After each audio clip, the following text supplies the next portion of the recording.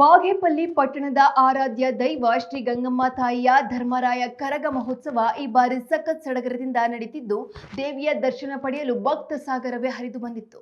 ಹೂವಿನಿಂದ ಸಿಂಗರಿಸಿದ್ದ ಪಲ್ಲಕ್ಕಿಯಲ್ಲಿ ತಾಯಿಯ ಮೆರವಣಿಗೆ ಪಟ್ಟಣದ ಬೀದಿ ಬೀದಿಗಳಲ್ಲಿ ಸಾಗುತ್ತಿದ್ದರೆ, ವಾದ್ಯಗೋಷ್ಠಿ ಮತ್ತು ದೀಪಾಲಂಕಾರದ ವೈಭವಕ್ಕೆ ಜನರು ಮನಸೋತಿದ್ದಾರೆ.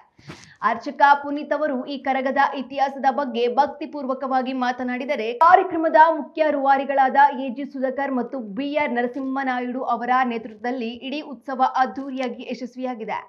ಈ ಸಂಭ್ರಮದಲ್ಲಿ ಸಂದೀಪ್, ಮಂಜು, ವೆಂಕಟೇಶ್ ಸೇರಿದಂತೆ ಊರಿನ ಗಣ್ಯರು ಹಾಗೂ ಸಾವಿರಾರು ಭಕ್ತಾದಿಗಳು ಪಾಲ್ಗೊಂಡು ತಾಯಿಯ ಕೃಪೆಗೆ ಪಾತ್ರರಾಗಿದ್ದಾರೆ.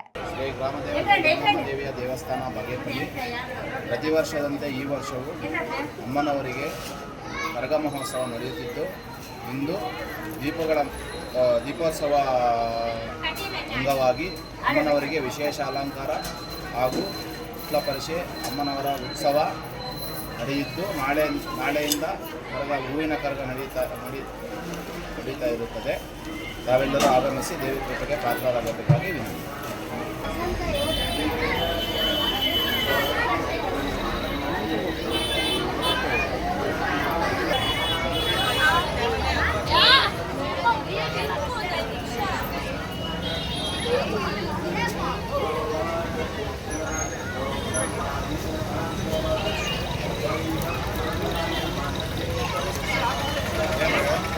Yes.